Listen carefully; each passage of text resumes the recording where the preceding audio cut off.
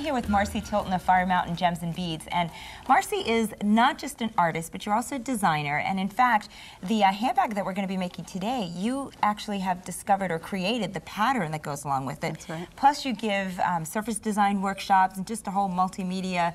You're very busy. I am, and I love it. Yeah, well, let's take a look at the handbag we're going to be making today. It's just gorgeous.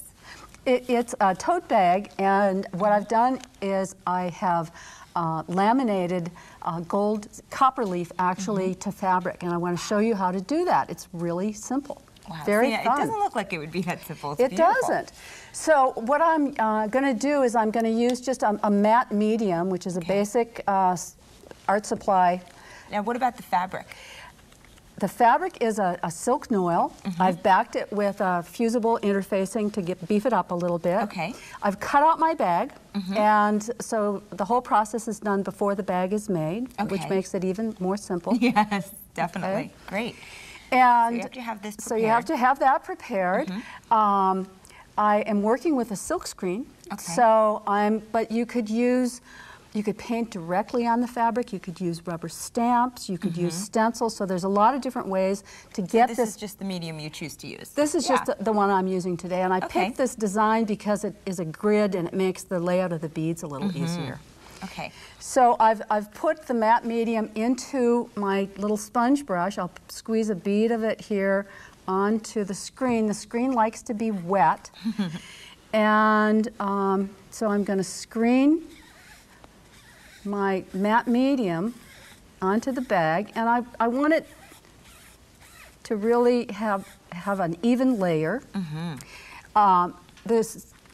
When this dries, it'll clog my screen, so now I'm going to take that screen and put it in water. Okay. But the next thing I do is you take your gold leaf, and this is tricky because it's very airy and floaty, and what I want to do is I want to cover my design with the gold leaf, and you don't have to be super fussy about overlapping. Oops, I'm going to need another one for that little corner.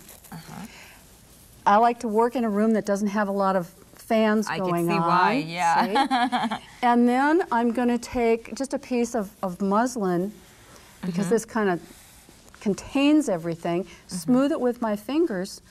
That's all. Now this comes in different colors too, right? It does. It comes silver, copper, gold. So you can really have some beautiful effects designs with it. Yeah. So you just kind of smooth it down. Smooth it down. I'm working on a little felt padding here. So now I will let this dry, and I want it to get bone dry. Right. And at home, I take it outside, and with a soft brush or my fingers, I brush off the excess gold leaf.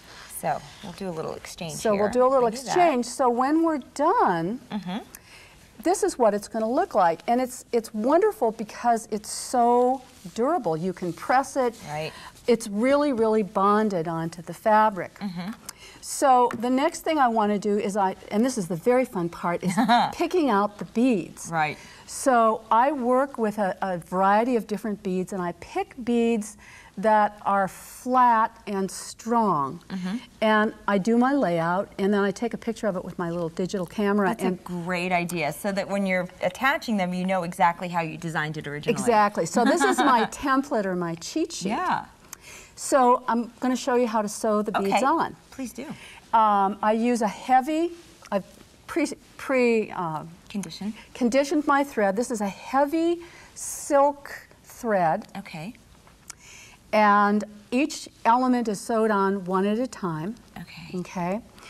And so with this one, what I'm going to do is I'm going to start with the center bead. Now, what about the needle you're using? I'm using that's a great question. I'm using a chenille needle, and it's really cool because it's got a big eye and a sharp point. So it's the perfect one. I thread my thread about to the elbow, not too long, or you'll tangle it. That's right. And then what I find is that you don't need a hoop. I'm going to go to the back side because of the stiffening on my fabric here. Right. Sort of keeps it in place. It keeps it in place. And the grid is really helpful in my lining things up. Oh, yeah. See? So it's perfectly centered so it's symmetrical. And you could do asymmetrical if you wanted to, too. Exactly. But the heaviness of the thread adds to the decoration on the bag. Absolutely. And it is really quick and easy to sew these elements on because, I'm going to go to the, I know sooner said that than I got a little knot in here. Which is what happens on a totally, daily basis. Totally exactly. normal. So basically, very quickly, it's like sewing on a button. There we go. I would stitch all my elements on in this way. Right. That's perfect. And then we have... Let me show you the next step. So look at how pretty that is. This is what the finished bag looks like. And I love the fact that each individual stone, now how do you choose them? Do you need specific stones for that? Well, I bought a lot of beads initially to distill it down to this, but I love these Hill Tribe beads, and I love the turquoise. So I picked things that I really liked. Not everything worked, but I love the combination of the butterflies, the ancient Chinese coins, which are add the element of the old. Everything has to be pretty flat.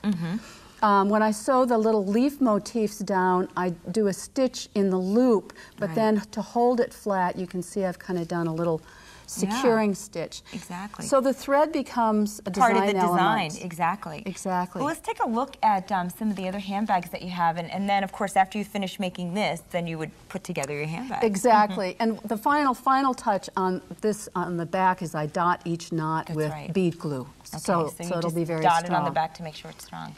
They are absolutely gorgeous. Thank you. It's been so much fun talking to you, Marcy. So much fun talking to you. I've learned a lot. Thanks, Katina.